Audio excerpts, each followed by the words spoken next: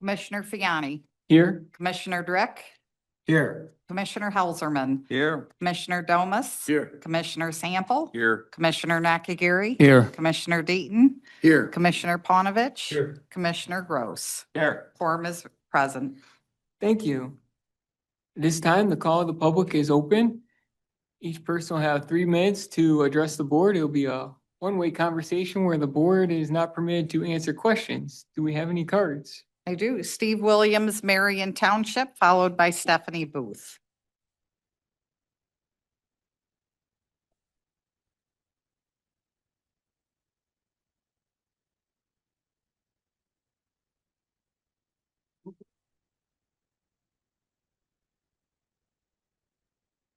I have used my time to great benefit for you.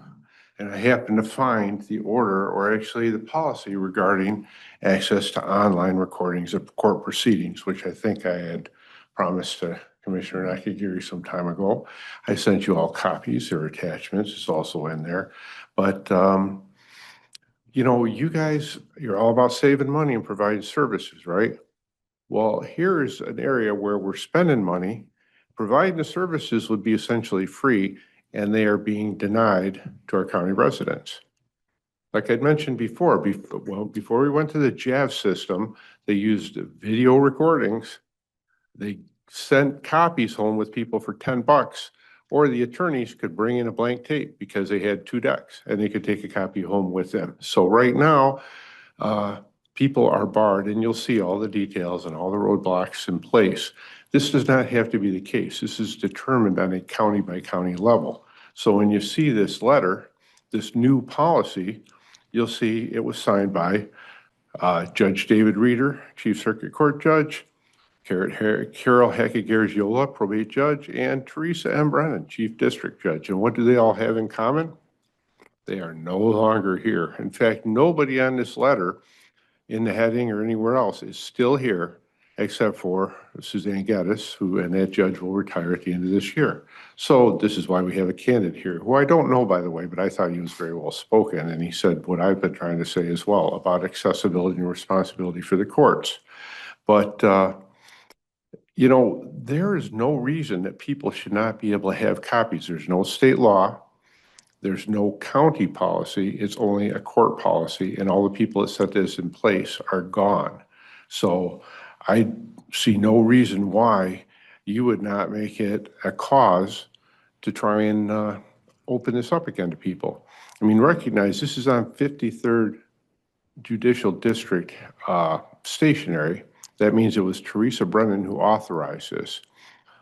And I said at the time, if we would have had recordings available, that debacle would have never happened. If people could see what judges were saying in their courtroom, their demeanor, how they treated the taxpayers, they would not feel free to criticize, condemn, and abuse people the way that they are right now. And this is what I see every time I go into Judge Longsworth's court. And this is something you ask me individually, what can we do? What can we do? Well, you can't change the policy, but you can request that the policy be changed. It is free. It would cost nothing. You'll see in this letter, it even has caveats in there about how, well, if somebody wants to go see their own hearing recording, there may not be staff available. And of course, they're only available during the business hours of the day. So it's being restricted, and it doesn't have to be. Thank you. Thank you. Stephanie Booth, City of Howell, and then that's my last card. Thank you.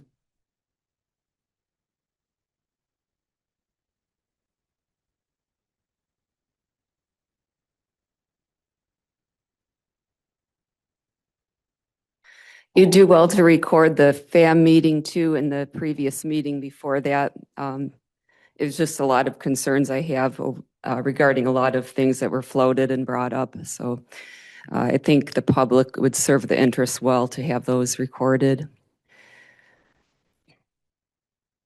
One other thing was that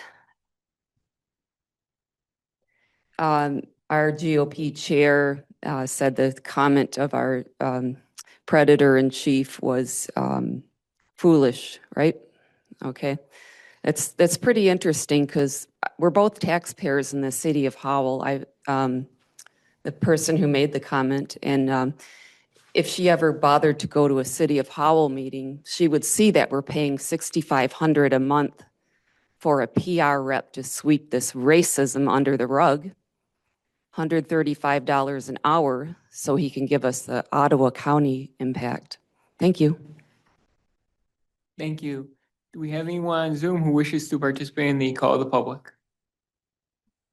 I do not see anybody, Commissioner. Thank you. Call of public is now closed. Is there a motion to approve the agenda? So moved Deaton. Support Nakagiri. Any discussion? All those in favor, please say aye. Aye. All those opposed? The agenda is approved. Is there a motion to approve the resolution accepting materials management planning grant from the Department of Environment, Great Lakes, and Energy? So moved Rick. Second Sample. Any discussion? All those in favor, please say aye. Aye. All those opposed? Motion is approved. Is there a motion to approve the claims dated February 9th, 2026, and the payables dated January 10th through January 23rd, 2026? So moved for both. Gross. Support Deaton for both. Any discussion? All those in favor, please say aye.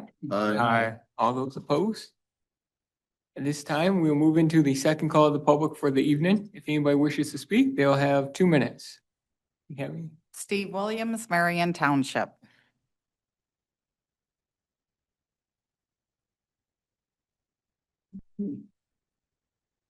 Yeah.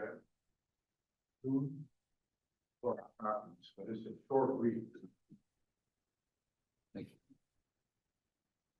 was just talking to Hannah, who mentioned that I should probably point out again, the expense of people having to pay for transcripts. You know, I've shown you mine. It sounds weird, but at any rate, a copy of a transcript, $550 just for one hearing date on Good Friday, which would not have been a day that we were all suffering pain. My apologies. This is just an example. You look at this, and this judge, you know, I have my sign in here that says enforced court orders, because this is what my wife went to court in Livingston County for. There were court orders in place. She wanted the law enforced. We're supposed to be a law-abiding county. She wanted it enforced. This judge is so quick to change things. She overrules and things put in place by other judges, and she's so much in a hurry that she writes these things out by hand so the order takes immediate effect. Instead of thinking about it or saying, well, I have 3 days to issue this order, she does it while they're in court. So she can immediately tell my wife, oh, defendant shall not be present at the minor child's school within 4 hours of the plaintiff's pickup or drop off of the minor child. Why is this? Because this man was abusing my wife, was chasing her around the school. All of the documentation shows that he was the violator, not her. She had to go into the girl's bathroom to hide from him, and the judge punishes my wife by saying, oh, she can't go into the school within 4 hours of pickup or drop off, which essentially, because the school day is not 8 hours, means my stepson doesn't get to see his mom on these days when the dad drops off and picks up. And, okay, my 15 seconds are about done. At any rate, this is a waste of time. This is a waste of money. This is abuse of power. And if you would get the people access to their own recordings, they don't have to broadcast them like they do in Washtenaw County, but at least let people be able to have access to their own video recordings. Thank you. Thank you. Is there anyone on Zoom who wishes to participate in the call of the public? I do not see any, Commissioner. Thank you. The second call of the public is closed. Is there a motion to adjourn? So moved Helserman. Support Deaton. All those in favor to adjourn, please say aye. Aye. All those opposed? We are adjourned.